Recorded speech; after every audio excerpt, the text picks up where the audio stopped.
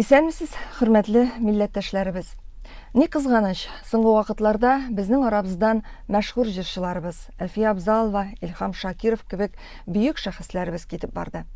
Аларның җырлары безнең күңелебездә саклана һәм әлбәттә без алардан башка нәүмиз булып калдык. Менә шушы сагыну хисләрен яңарту белән, сагыну хисләреннән булган күңелдәге ниндидер бушлыкны тулыландыру өчен күп кенә районнарда җырчыларыбызның туган җирләрендә матур чаралар оештырыла башлады. Шундый бик матур кичәләрнең берсе күптән түгел генә Тукай районында Яңа Бүләк авылында узды. Ул Илһам Шакировның туган ягы, туган авылы.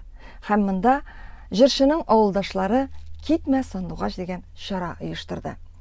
Әлеге кичәдә Ак Калфак татар хатын-кызлары оешмасы җитәкчесе Кадрия Рәис кызы Идрисова да катнашты һәм бүген ул конгресс мөнбәре тапшыруында үзенең кичерешләре белән уртаклашыр. Исәнмесез, Кадрия ханым. Исәнмесез. Китмә Сандугач. Исеме моңсу. Әлбәттә, ничектер күңелдә тулып китә бит. Монда Илһам аганы сагыну, Илһам аганы юксыну һәм аның исемен мәңгеләштерү. Бу чара үз эченә менә шундый күп кырлы максатларны ала. Гомумән, әлеге чараның эчтәлеге ничегрәк булды һәм сез аннан нинди хисләр белән кайттыгыз?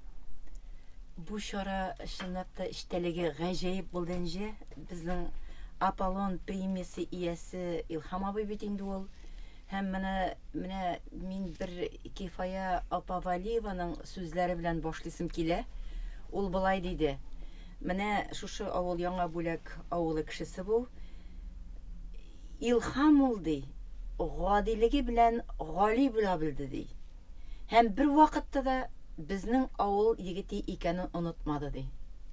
Менә мин чынлап та үлем аннан кайтканнан соң да, анда барганчы да чынлап та Илһам абый шундый кеше иде бит. Ул чынлап та гали кеше иде. Ул чынлап та бөек җырчы иде. Һәм инде бөтен дөньядагы халыкны үзенең җыр телендә, бөтен дөньядагы халык белән җыр телендә аралашкан кеше иде ул. Һәм менә бу җирлеккә үзебезнең Татарстан Республика Мәдәният министрлыгы һәм Тукай район муниципаль районы шул ук вакытта Вахапов исемендәге безнең фестиваль җитәкчеләре бергәләп җыелып, аннан соң инде безнең халык язучысы Разил Агавалиев, алар бергәләп киңәшеп җыелып бу фестивальне үткәрергә дигән менә шушы көнне тәгаенләп, менә шушы матур бер чара булды бу. Ул сентябрь ае. Һәм һәркем көткәндер инде менә яңгырлы булса дип, чөнки бу бит инде ачык һавада була инде. Ләкин Аллаһ Тәгалә дә менә ничектер уңай куеп, бу чараның кирәклеген аңлап, шундый матур көн бүләк итте халыкка. Шундый шалт аяз кояшлы көн иде ул. Һәм без инде барып, җыелып килеп, иң беренче шушы Яңа Бүләк авылының капкасына кергәндә, анда стелла урнашкан 8 метр ярымлык. Анда Илһам абыйның җыр сүзләре вә Илһам абыйга багышланган шигырь сүзләре белән, Илһам абыйның йөз күниләре сүрәтләре белән стелла урнашкан шул урында чәкчәкләр белән каршы алу булды инде. Һәм халык әкренләп менә чәкчәкләрдән авыз иткәннән соң шушы җыр белән атларда менә шушы Илһам абыйның авылы Яңа Бүләккә килеп керде. Яңа Бүләк чынлап бик матур авыл. Бик матур. Һәм бу көнне халык шундый көтеп, бөтен тирә-як авыллардан, бөтен Тукай районы купкан иде монда. Бүләк авылы гына түгел. Бөтен Тукай районындагы фольклор ансамбльләр, ул менә нинди үзләреннән алар эш күрсәтә алалар Илһам абый өчен, шушы көн өчен, халык өчен. Һәр капка төбендә кем уйык баш бәйли анда, кем анда шәл бәйли анда, кем анда җырлый фольклор, кем анда бии, кем анда коймак җырлата майда, кем анда утын кисә, анда нинди генә гамәлләр кылмыйлар. Һәм һәрбер менә бераз гына барасың, фотосурәтләр, мольбертларга куелган фотосурәтләр һәм андагы Илһам абыйның туган вакытыннан алып, менә тарихы шагылдырыла, анда сөйләп торучылар да бар. Анда сатучылар да җитәрлек. Ул гаҗәп бер күренеш, авыл урамы туп-тулы.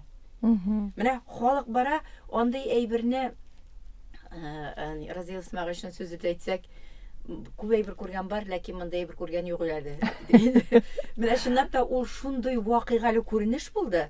Bütün халык бәйрәмдә. Менә әбекәйләр аппак яулыкларын киеп, елга бер генә кия торган күлмәкләрен сандыкларыннан алып, шундый матур итеп, нәкъ үзебезчә татар әбиләре дә анда рәт булып менә анда килеп утырып анда.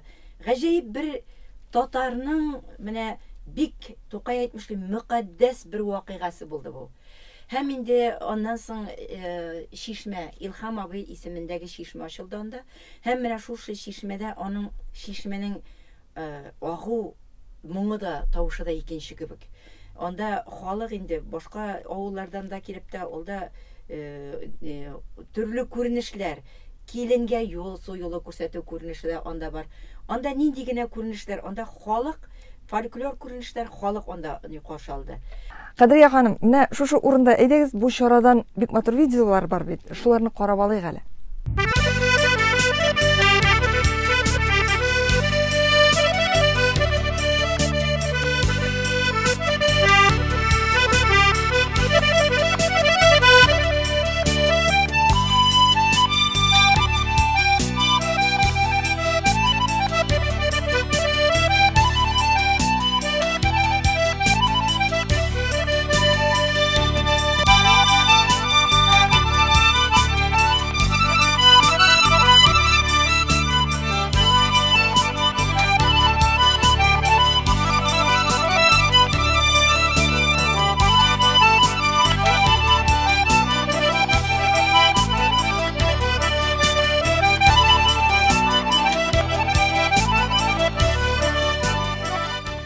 Һәм инде билгеле урам буйлап барганнан соң авылның иң башында мәктәп һәм анда Илһам абыйның музее. Илһам абыйның музеенда гаҗәп инде менә Дөреш авылыннан килгән җырчы егетебез, абыебыз дисәк тә була, олыгына яшьтә шул хәтле китмә сандугашын җырлап каршы алдында, балконыннан чыгып, аның музейның балконы бар. Һәм инде туган йортында шул хәтле чәчәкләргә күмелеп туган йорты, аның абыйларының уллары туган йортында каршы алып тордылар. Кем кергәтли, бөтен кешегә мөмкинлек бар иде. Һәм мәктәп инде ремонттан соң ачылган, бик тик җимерлек мәктәбе иде инде, ул ремонттан соң ачылып, хәзер аңа Илһам абый исемен бирергә йөриләр. Һәм мәктәпнең майданчыгы шул кадәр матурлап чистартылып, анда утыргычлар көйләнгән, һәр килгән кешегә басып тормаш өчен, һәм зур сәхнә куелган. Монда инде менә иң беренче башлап җибәрде Илһам абыйның якташы Зөһрә апа, Шәрифуллина. Һәм инде билгеле ул үзенең тарихын Илһам абыйга 40 еллап сәхнәдә бергә эшләгән, аның белән ул сәхнә культурасына аның өйрәтүләрен бөтенсен сөйләп, аның җыры белән башланып китте. Һәм аннан соң билгеле менә муниципаль район башлыгы Фаил Мисфахулы Камаев сәхнәгә күтәрелде. Халык язучысы Разил Исмәгыйль Валиев, аннан соң инде Вахапов исемендәге фестивальнең директоры Рифат Фаттахов, һәм инде башка килгән кунаклар да сәхнәгә күтәрелделәр. Һәм инде үзләренең менә фикерләрен җиткереп шушы, һәм менә шушында Фаил Мисфахович шушындый фикерне җиткерде. Ул безнең арада хәзер булмаса да, без аны Тукай районының почетлы гражданин итеп кабул итәбез. Һәм аның инде абысының улына аны тапшырдылар. Һәм ул билгене, ул таныклыкны тапшырдылар, һәм киләчәктә аның музеенда урын ала дигән фикерне җиткерделәр. Монсы да бик матур күренеш. Синең почетлы гражданины булып кала ул Тукай районының. Һәм аннан соң билгеле Вахапов фестивале лауреатлары чыгышлары, һәм Идрис Газиев, Башкортстанның халык, Татарстанның атказанган артист Идрис Газиев та аның да булуы бик зур бизәк иде бу җирлектә. Һәм инде якын тирә районнарның Актаныш, Мөслим, Минзәлә, Сарман үзешчәннәре дә шушы илһамлы көнгә тагы да илһам истәделәр. Менә шуңа күрә инде монда балалар, ул инде ачып җибәргәндә дә һәм шул вакытта музейда да балаларның җырлап каршы алулары, Илһам абый җырлаган җырларны аларның курайда уйнаулары, һәм инде шушы җирлектән чыккан баянчыларның Тукай гармончылары дип атап, аларны Илһам абый җырлаган көйләрне уйнаулары, гомумән менә ничектер ул бер йомгак булып, без анда менә ул йомгакны матур алтын җепләрне тинәдек һәм хәтер сандыгыбызга салып куеп, менә хәзер башка халыкларга да өләшәбез. Чөнки ул шул кадәр матур булып бетте, хәтта аның менә шушылай итеп китапчыгын чыгарып куйганнар. Монда бүтән күренештә бар. Менә халыкның ничек катнашканы да. Карагыз әле моның матурлыгын. Ул гаҗәеп менә. Бу да бит инде менә шушы җитәкчелекнең, шушы Тукай район җитәкчелекнең игътибарлы икәнен. Бу бит инде тарихка кирип кала торган мәңгелек истәлек бит инде бу. Мәңгелек истәлек. Киләчәктә дәвам итер өчен менә дигән бер үрнәк булып тора, шулай бит. Сүздә юк инде. Менә бит инде үткәрәләр, ул югалып бара кайчакта. Менә шуны күрәләр, киләчәк буын әйтә инде, карале. Менә безгә хәтле бу ничек үткәргән, нигә безгә үткәрмәскә, тагы дәвам итмәскә. Менә бу чынлап та шәхесне тарихка кертеп калдыру һәм менә бүгенге буыннарны киләчәккә таныту өчен, киләчәккә менә алып бару өчен тәрбияләү дигән сүз. Менә шуңа күрә гаҗәеп менә шушындый матур истәлекле, илһамлы Илһам абый көне булды ул. Шуннап та һәрбер кеше, менә анда катнашкан кешеләр гаҗәеп бит ул. Бөтен авыл халкына ул зур истәлек булды һәм халык шул кадәр канәгать булып калды. Һәм бу әйбер бетмәсен иде ди. Бу әйбер һәр елны кабатланып торсын дигән теләкләр белдерделәр һәм инде хакимият башланганда бу фестиваль һәр елны дәвам итәчәк диде. Инде менә Вахапов фестивале, аның еллык ачылу тантанасы шунда башланып китте. Шуннан соң без эшебезне дәвам итәбез дип белдерделәр. Мине уйлавымча, беребез дә үзебездән чыккан шәхесләрне онытмасак иде. Тарих ул тарих булырга тиеш. Тарихны язучылар менә бүген без яшибез, бүген аны язучылар без. Һәм киләчәк буынга тапшыручылар. Әгәр дә бүген без язып калдырмыйбыз икән, безнең киләчәгебез өметсез булачак. Өметле булып яшик, тарихыбызны барлап яшик. Кадри ханым, мин хәтта сезне бүлдереп, сорау бирергә дә кыенсынып, шуның рәхәтләнеп тыңладым. Шул кадәр тәмле итеп сөйләдегез бу чара хакында. Һәм без әлбәттә сөенеп, бу чара шунлап та бу фестиваль дәвамлы булсын дигән теләктә калабыз.